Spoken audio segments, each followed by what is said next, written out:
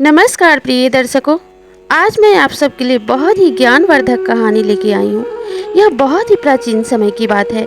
एक गुरु समुद्र के किनारे अपना आश्रम बना के रहा करते थे। गुरु के ज्ञान देने का तरीका बड़ा ही अनोखा था, इसीलिए दूर दूर के शिष्य भी उनके पास आया करते थे और विद्या ग्रहण किया करते थे। गुरु पहले उपदेशों के माध्यम से अपने शिष्यों को सिखाते, फिर उन्हें अपने निजी जीवन में लागू करने के लिए कहते और इसी तरीके से उनके शिष्य बड़े ही विद्वान और गुणी हुआ करते थे। गुरु ने मन में विचार किया कि मैं अपने शिष्यों को सबसे उत्तम शिक्षा दूंगा। समुद्र के किनारे खड़े होकर वह यही मन में विचार कर रहे थे। तभी उनके पास एक सम्राट अपने पुत्र को लेके आया और गुरु से आग्रह करने लगा कि आप मेरे पुत्र को अपने पास रख लीजिए और उसे अपने तरीके से विद्या प्रदान कीजिए। आपको जरा भी इस बात का स्मरण नहीं रखना है कि यह एक सम्राट का पुत्र है। आप जैसे अन्य शिष्यों को ज्ञान देते हैं, उसी तरीके से इसे भी साधारण शिष्य समझिए और उसी तरीके से इसे अपने आश्रम में रखकर विद्या प्रदान कीजिए।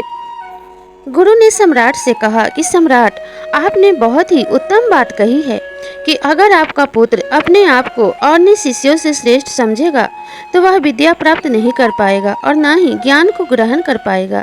इसलिए ज्ञान को प्राप्त करने के लिए सबको एक समान ही समझना चाहिए, तभी जाके वह विद्या को ग्रहण कर सकता है।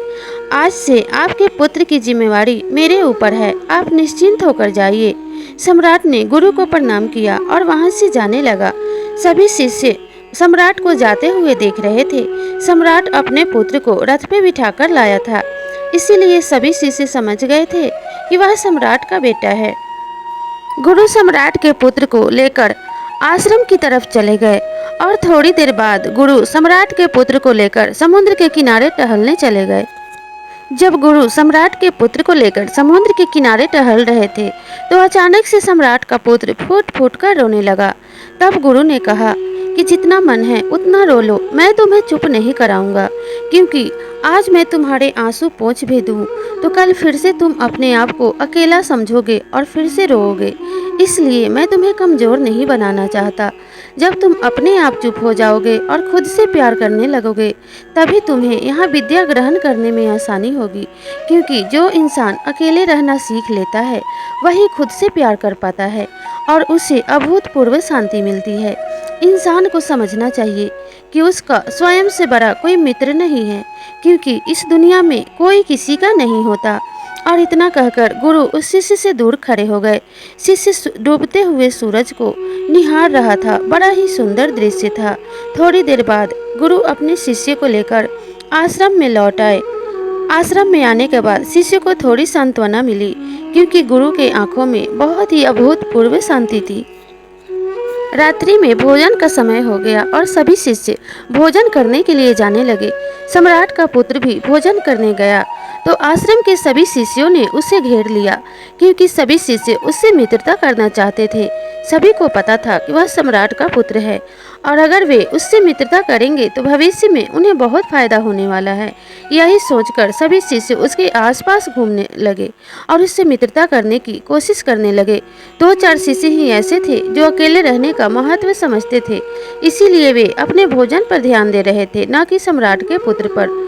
गुरु यह सब देख रहे थे। धीरे धीरे सम्राट का पुत्र बहुत सारे शिष्यों के साथ मित्रता कर लेता है और बहुत सारे शिष्य भी उसके मित्र बन जाते हैं। धीरे धीरे उसकी दिनचर्या महल जैसी ही बनने लगती है। वह सम्राट का पुत्र महल में भी बहुत ऐशो आराम में पला था। बहुत सारे दास दासियां उसके आसपास रहा करते थे। उसकी आज्ञा से सब कुछ हाजिर हो जाता था। वैसा ही माहौल सम्राट के पुत्र ने आश्रम में भी बना लिया था, क्योंकि सभी शिष्य उसके इशारे पे कार्य किया करते थे। यह सब देख गुरु उसे कुछ कहते नहीं थे, क्योंकि वह उसे बताकर नहीं, दिखाकर समझाना चाहते थे और ये जतलाना चाहते थे कि अकेले रहकर ही तुम अपनी शक्तियों को जान पाओगे और अपनी कामयाबी को पहचान पाओगे। ये सिखाने के लिए गुरु सम्राट के पुत्र को लेकर एक पहाड़ी पे चले गए और सम्राट के पुत्र से कहने लगे कि अब तुम्हारा ज्ञान पूरा हो चुका है। कल मैं तुम्हें तुम्हारे पिता के पास वापस महल में भेज दूंगा, लेकिन आज रात तुम्हें इस पहाड़ी पे बिताना होगा। तब गुरु ने शिष्य से पूछा कि हे गुरुदेव, मुझे इस पहाड़ी पे क्यों छोड़ रहे हैं? तब गुरु ने कहा कि तुम्हें इस चट्टान के पीछे छुपकर रहना होगा और रात को एक बाज यहाँ पे आता है। तुम्हें उसकी गतिविधियों को अच्छे से देखना होगा, समझना होगा और कल आकर मुझे बताना होगा। और याद रखना, सुबह में यहाँ एक भेड़िया अपने भेड़ों को लेकर आता है। तुम उन भेड़ों को चरते हुए देखना और अच्छे से उनकी गतिविधियों को समझकर आकर मुझे बताना। रात को बाज और दिन में वह भेड़िया, इन दोनों गतिविधियों को अगर तुमने अच्छे से देख लिया तो तुम इस आश्रम के सबसे ज्ञानी शिष्य बन जाओगे। और मैं तुम्हारे पिता से कह दूंगा कि आपके पुत्र का ज्ञान पूरा हो चुका है और वह इस आश्रम का सबसे ज्ञानी शिष्य है और तुम सदा सदा के लिए इस आश्रम को छोड़कर अपने महल को लौट जाओगे। यह सुनकर शिष्य बड़ा प्रसन्न हुआ और एक चट्टान के पीछे छुपकर बाज के आने का इंतजार करने लगा। थोड़ी देर बाद बाज वहाँ पे अपने बच्चों के साथ आया और वहीं पहाड़ी पे बैठ गया। जब सुबह हुई तो एक चरवाहा अपनी भेड़ों को लेकर आया। बाज ने उसमें से एक मेमने को अपने पंजों में दबोचा और आसमान में उड़ गया। शिष्य यह सब बड़े ही ध्यान से देख रहा था और इन दृश्यों को देखकर बड़ा ही आश्चर्यचकित था। उसने घर आश्रम लौटने का निश्चय किया और वह गुरु के पास लौट कर गया। तो उसने गुरु से कहा, हे गुरुदेव, मैंने उस पहाड़ी पे बड़ा ही अभूतपूर्व दृश्य देखा है और बहुत कुछ सीखा है। मैं उनको बताने से पहले यह चाहता हूँ कि अब सभी शिष्यों को यहाँ बुला ले। गुरु ने सभी शिष्यों को वहाँ पे बुला लिया। तब उस सम्राट के पुत्र ने कहा कि मैंने आज बहुत ही अद्भुत दृश्य देखा है। मैं चाहता हूँ कि तुम लोग भी उससे ज्ञान प्राप्त करो। उस पहाड़ी पे एक बाज आया और जब सुबह हुई तो उसने एक मेमने को अपना शिकार बना लिया।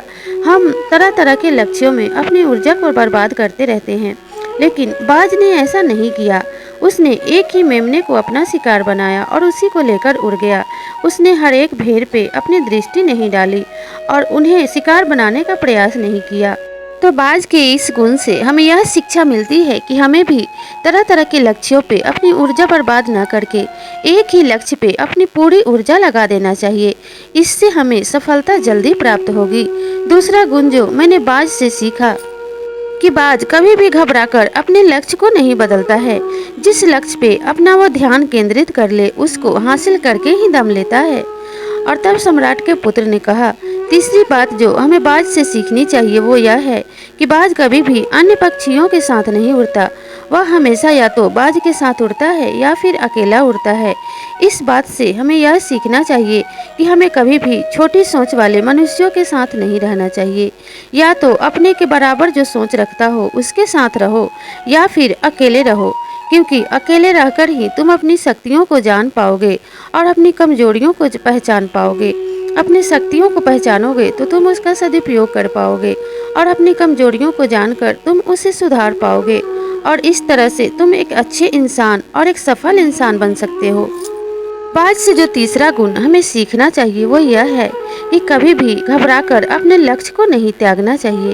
बाज हमेशा अपनी सीमाओं से ऊपर उड़ता है और इसीलिए वह शक्तिशाली और बाज कहलाता है, क्योंकि अन्य पक्षियों की तरह तूफान आने पर वह घबराकर छुपने के लिए अपना घोंसला या कोई छुपने की जगह नहीं ढूंढता। वह तूफान आने पर भी आसमान में उड़ता रहता है और बादलों से भी ऊपर उड़ने की कोशिश करता है।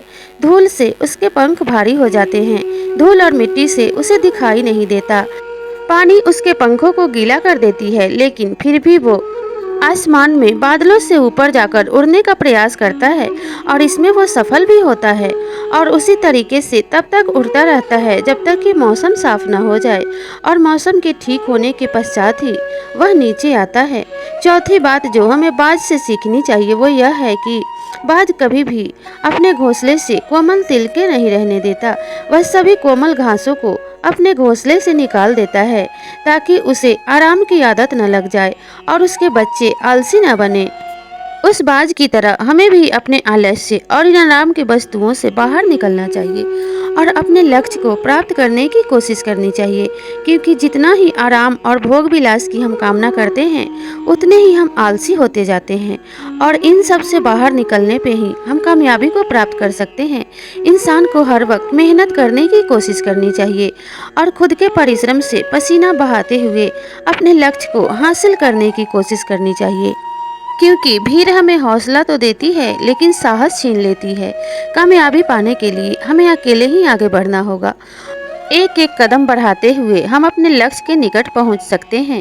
भीड़ का कौन सा इंसान कब हमारा साथ छोड़ दे यह हमें पता नहीं होता है। इसीलिए हम एक एक कदम बढ़ाते हुए अगर अकेले आगे बढ़ने की कोशिश करें तो हमें कोई भी नहीं रोक सकता और ना ही कोई हमारे मनोबल को कम कर सकता है। अगर हम किसी के साथ झुंड बनाकर आगे बढ़ते हैं तो उसमें से कोई व्यक्ति कुछ कहता है तो कोई कुछ और कहता है, इसीलिए हमारा मनोबल कम हो जाता है। इसलिए कभी भी अकेले रहने की कोशिश करनी चाहिए। जो मनुष्य खुद पे भरोसा कर लेता है और अकेला रहना सीख लेता है उसे कभी भी निराश नहीं होना पड़ता। वह बड़े से बड़े लक्ष्य को हासिल कर सकता है और अपने जीवन में कामयाबी के उन बुलंदियों को छू सकता है जिसे प्राप्त करना हर किसी का सपना और बस सपना ही रह जाता है। जो मनुष्य अपनी कामयाबी और अपने लक्ष्य के प्रति अकेले रहकर कोशिश करना सीख ले उसे कामयाब होने से कोई नहीं रोक सकता। बाज की उम्र 70 वर्ष होती है लेकिन 40 वर्ष अपने जीवन को जीने के पश्चात उसके नाखून मुड़ जाते हैं। उसकी चोंच उसके गर्दन के समीप मुड़ के उसके गर्दन को घायल करने लगता है। उसके पंख भारी हो जाते हैं।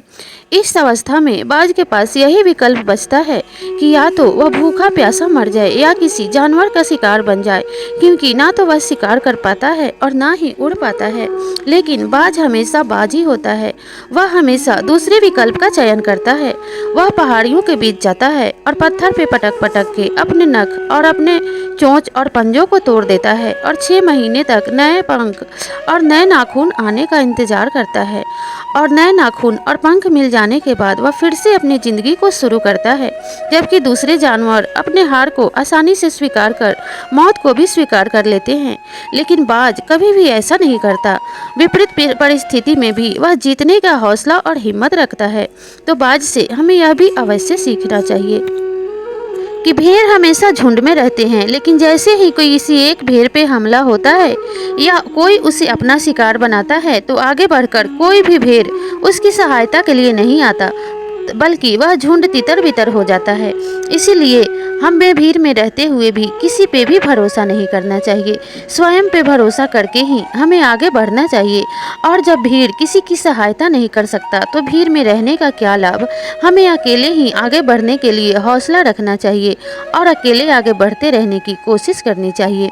इतना कहते हुए सम्राट के बेटे ने अपने गुरुदेव से कहा कि गुरुदेव, जितनी बातें मैंने वहाँ पे सीखी थी मैंने यहाँ आपको और इन शिष्यों को बता दी है, लेकिन अगर कोई बात मुझसे छूट गई हो तो कृपया करके आप उसे समझाइए।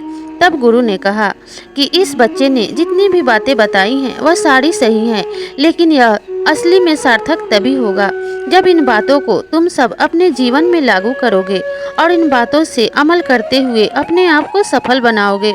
इतना कहते हुए गुरुदेव ने कहा कि इस बच्चे की सीख अब पूरी हो चुकी है। एक सफल इंसान बनने के लिए जितना कुछ भी सीखना चाहिए वह इसने सीख लिया है, इसीलिए मैं इसे राजमहल में छोड़ने जा रहा हूँ। तब तक तुम लोग अपना ध्यान रखना। इतना कहकर वह गुरु उस शिष्य को लेकर उसके राजमहल में छोड़ने के लिए जाने लगे और बाकी शिष्य पीछे से उन्हें देखते रह गए।